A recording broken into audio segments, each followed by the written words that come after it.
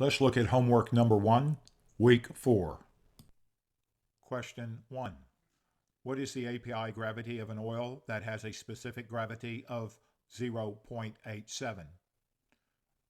Remember, specific gravity will always be given to you in standard temperature, standard pressure conditions. Let's solve this problem. Degrees API equals 141.5 divided by specific gravity at standard temperature, standard pressure, minus 131.5. Degrees API would equal then 141.5 divided by 0.87, which is the specific gravity of the oil, minus 131.5. Therefore, degrees API would equal 162.6 minus 131.5, which would give us an API gravity oil of 31 degrees. Question 2. If you are drilling in a normally pressured zone, what pressure would you expect at 12,000 feet true vertical depth? Well, we know that normal pressure increases 0.465 psi per foot.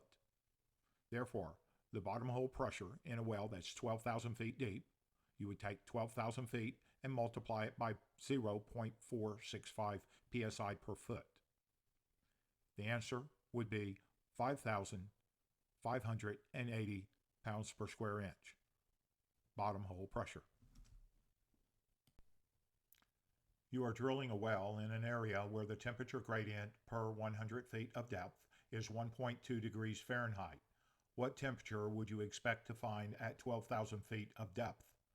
To solve this problem, we know the reservoir temperature equals the depth divided by 100 feet times the temperature gradient, which is 1.2 degrees Fahrenheit, plus the ambient temperature, which is 60 degrees Fahrenheit.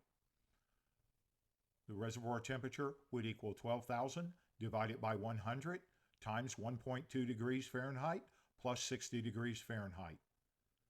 Therefore, the reservoir temperature would be 120 times 1.2 degrees Fahrenheit plus 60 degrees Fahrenheit, which would equal 144 degrees Fahrenheit plus the ambient temperature of 60 degrees Fahrenheit, which would give us a reservoir temperature of 204 degrees Fahrenheit. Question number 4. What is the chemical formula for ethane? Well, let's first talk about the paraffin series hydrocarbons.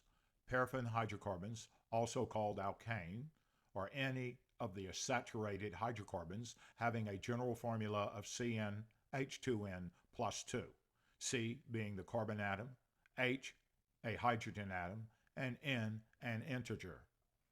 The paraffins are a major constituent of natural gas and petroleum. Paraffins containing fewer than 5 carbon atoms per molecule are usually gaseous at room temperature. Those having 5 to 15 carbon atoms are usually liquid. And the straight-chain paraffins having more than 15 carbon atoms per molecule are solids. Branched-chained paraffins have a much higher octane number rating than straight-chain paraffin hydrocarbons, and therefore are the more desirable constituents of gasoline. The hydrocarbons are immiscible with water. All paraffins are colorless. Now, we know the equation for a paraffin series hydrocarbon is CnH2n plus 2. So, if we know that ethane has 2 carbon atoms, then we would say we could calculate the number of hydrogen atoms by saying C2 plus H2 times 2 plus 1 would equal ethane. Therefore, C2H4 plus 2 would equal ethane, which would equal C2H6. Question number 5. What is the general formula for alkanes? CnH2n plus 2. For more description of alkanes, please review question number 4. Question number 6. Crudes with a sulfur content greater than 0.7% are blank crudes. The answer is sour crudes. Crude oils that are light and sweet are usually priced higher than heavy sour crude oils. This is partly because gasoline and diesel fuels, which typically sell at a significant premium to residual fuel, oil, and other bottom of the barrel products, can usually be more easily and cheaply produced using light sweet crude oil. The light sweet grades are desirable because they can be produced with far less sophisticated and energy intensive processes, refineries. Question 7. Crudes with a TAN greater than 0.7 sell at a discount as compared to crudes with a TAN less than 0.7. Explain why. TAN, T-A-N, stands for total asset number. Crudes with a TAN greater than 0.7 are highly corrosive to refinery equipment.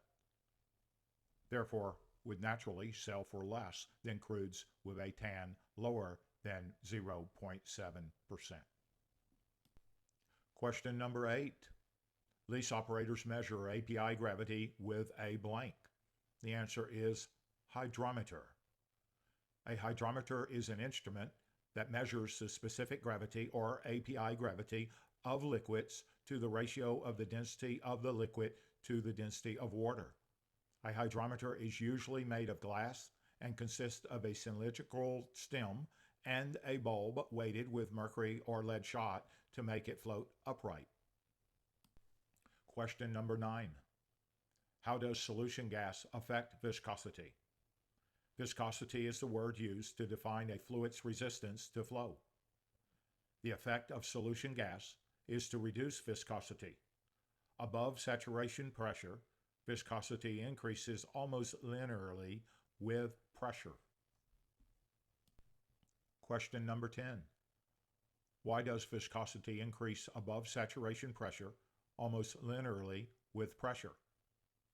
Viscosity increases above saturation pressure almost linearly with pressure because the amount of free volume in the liquid decreases due to compression. Consequently, the molecules can move less freely and the internal friction forces increase.